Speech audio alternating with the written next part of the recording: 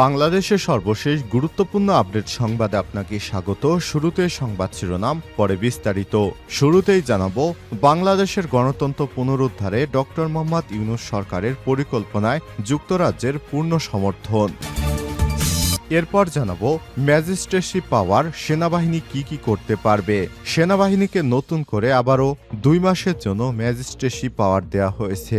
আসলে সেনাবাহিনীরা কি ক্ষমতা পেল, এ বিষয়ে গুরুত্বপূর্ণ ধারাগুলো সম্পর্কে সংবাদ জানাবো। বন্ধুরা, সঙ্গেই থাকুন। জানাবো, পেট্রোবাংলার ভেতরে অবরুদ্ধ শত শত কর্মকর্তা কর্মচারী। মৌখিক পরীক্ষা ইচ্ছাকৃতভাবে স্থগিত করার অভিযোগে পেট্রোবাংলার সামনে অবরোধ কর্মসূচি পালন করছেন চাকুরি প্রত্যাশীরা।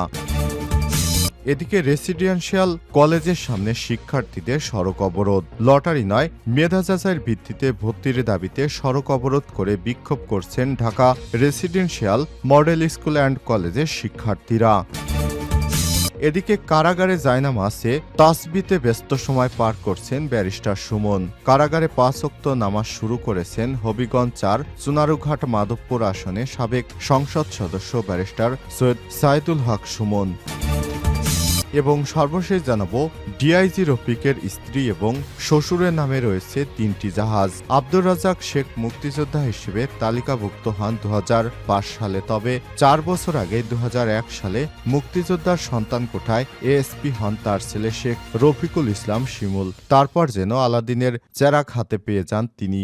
ভুয়া মুক্তিযোদ্ধায় চাকরি পেয়ে তিনি অবৈধভাবে কোটি টাকা ইনকাম করেছেন। তার স্ত্রী এবং শ্বশুরের নামেই রয়েছে 3টি জাহাজ, যার একটি জাহাজের দাম হচ্ছে হাজার কোটি টাকা। প্রিয় দর্শক, এতক্ষণ শুনছিলেন সংবাদ শিরোনাম, এবারে বিস্তারিত। তবে তার আগে বন্ধুরা, অনুরোধ থাকবে সংবাদটিতে একটি লাইক দিন। এই চ্যানেলে আপনি নতুন হয়ে থাকলে আমাদের সংবাদটি দেখতে চ্যানেলটি সাবস্ক্রাইব করে রাখুন। কমেন্ট করে আপনার মূল্যবান মতামত জানিয়ে দিন। এবারে বিস্তারিত। বাংলাদেশের গণতন্ত্র পুনরুদ্ধারে ডক্টর ইউনূস সরকারের পরিকল্পনায় যুক্তরাজ্যের পূর্ণ সমর্থন।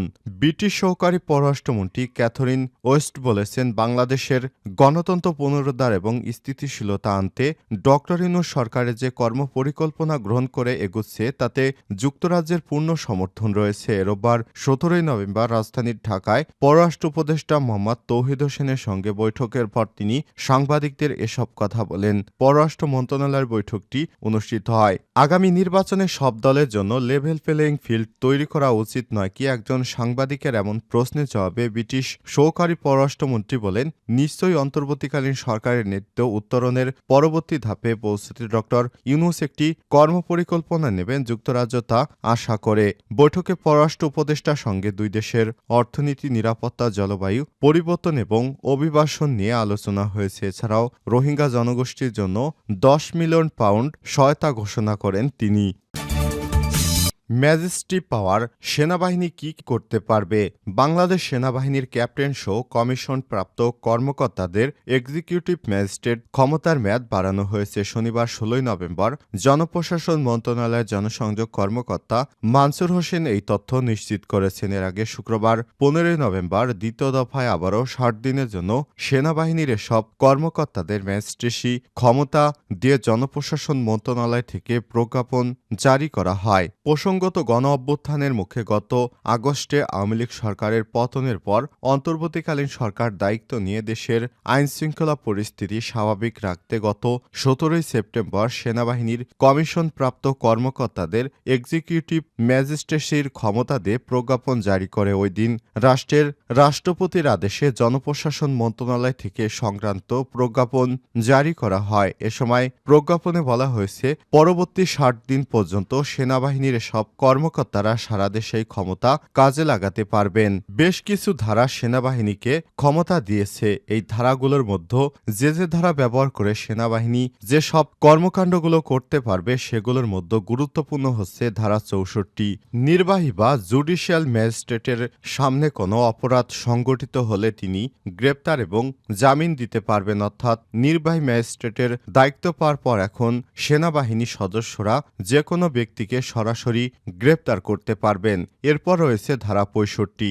অধিক্ষেত্রে এলাকায় কাউকে গ্রেপ্তার বা গ্রেপ্তারের নির্দেশ দিতে পারবেন বা গ্রেপ্তারি পরোয়ানা জারি করতে পারবেন সেনাবাহিনী। ধারা ৮৩।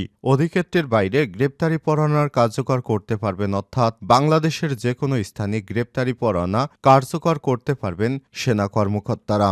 এরপর রয়েছে ধারা ১০০। বেআইনিভাবে আটক ব্যক্তিদের উদ্ধারের জন্য সেনাবাহিনীর কর্মকর্তারা যে কোনো স্থানে তল্লাশি চালাতে পারবেন। ধারা ১০৫ অনুযায়ী সরাসরি তল্লাশি করার ক্ষমতা বা উপস্থিত যে কোনো স্থানে অনুসন্ধানের জন্য তিনি সার্চ ওয়ারেন্ট জারি করতে পারবেন।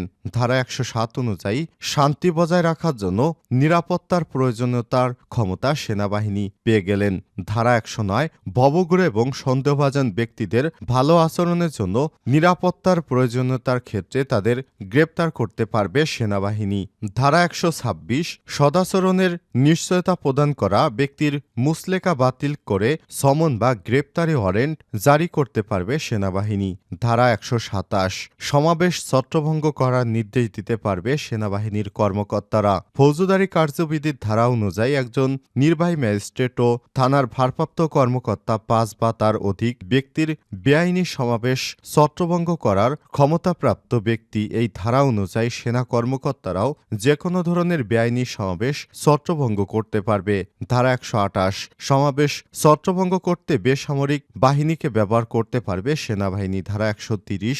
সমাবেশ ছত্রভঙ্গ করতে প্রয়োজনীয় সেনা কমান্ডিং অফিসারদের দায়িত্ব দিতে পারবেন। ধারা ১৩৩।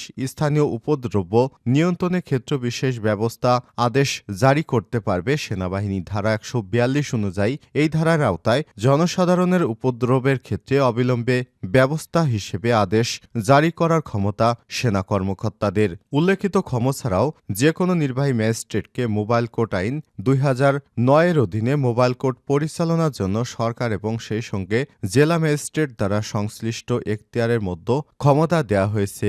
এই অধীনে নির্বাহী ম্যাজিস্ট্রেট তার উপস্থিতিতে সংগঠিত অপরাধ বা ঘটনাস্থলে তার উপর উন্মোচিত হওয়ার অপরাধগুলো বিবেচনায় নিতে পারবেন। এই দায়িত্বগুলো এখন থেকে সেনাবাহিনী পালন করতে পারবে। পেট্রোবাংলার ভেতরে অবরুদ্ধ শত শত কর্মকর্তা কর্মচারী। মৌখিক পরীক্ষা ইচ্ছাকৃতভাবে স্থগিত করার অভিযোগে পেট্রোবাংলার সামনে অবরোধ কর্মসূচি পালন করছে চাকরি প্রত্যাশীরা। পেট্রোবাংলা অফিসের প্রধান ফটকের সামনে বসে আন্দোলন করছেন তারা। আজ রোববার ১৭ নভেম্বর বেলা ১১টা থেকে এই কর্মসূচি পালন করছেন তারা। এতে পেট্রোবাংলার ভেতরে অবরুদ্ধ হয়ে পড়েছে সংস্থাটির শত শত কর্মকর্তা কর্মচারীরা। অবরোধ কর্মসূচি থেকে আন্দোলনকারীরা বলছেন, পেট্রোবাংলার অধীনস্থ কর্ণফুলী গ্যাস ডিস্ট্রিবিউশন কোম্পানি লিমিটেডের রাজস্ব খাতে ১৭ ক্যাটাগরিতে কর্মচারী পদে নিয়োগের ক্ষেত্রে বারবার অজুহাত দেখে মৌখিক পরীক্ষা স্থগিত করা হচ্ছে। আমাদের দাবি, দ্রুত যেন মৌখিক পরীক্ষা সম্পন্ন করা হয় এবং ফলাফল প্রকাশ করে নিয়োগ প্রক্রিয়া শেষ করা হয়। তারা বলেন, তাদের এই দাবি না মেনে নিলে তারা অবরুদ্ধ কর্মচারীদের ছাড়বে না। ঢাকা রেসিডেন্সিয়াল কলেজের সামনে শিক্ষার্থীদের সড়ক অবরোধ। লটারি নয়, মেধা যাচাইয়ের ভিত্তিতে ভর্তির দাবিতে Dhaka residential model school and কলেজের শিক্ষার্থীরা সড়ক অবরোধ করে বিক্ষোভ করছেন। আজ রোববার ১৭ নভেম্বর সকাল থেকেই তারা তাদের কলেজের সামনে সড়কে অবস্থান নিয়ে বিক্ষোভ করছেন। জানা যায়, ভর্তির বিষয়ে শিক্ষার্থীদের সঙ্গে সকালে একাধিকবার বৈঠক করে কর্তৃপক্ষ। এ সময় তাদের আন্দোলন না করার আহ্বান জানায় তারা। তবে শিক্ষার্থীরা এসবের তোয়াক্কা না করে গণভবনের সামনে সড়কে অবস্থান নেয়। এতে দুই পাশ থেকে যান চলাচল বন্ধ হয়ে যায়। দেখা যায় দীর্ঘ যানজট। এতে ভোগান্তিতে পড়ে যাত্রী এবং চালকেরা। অনেকেই বাধ্য হয়ে হেঁটেই গন্তব্যে যাচ্ছেন। শিক্ষার্থীরা বলেন, মেধার ভিত্তিতে ভর্তি করার জন্য কোনো রকম লটারির দ্বারা তারা ভর্তি হতে চায় না।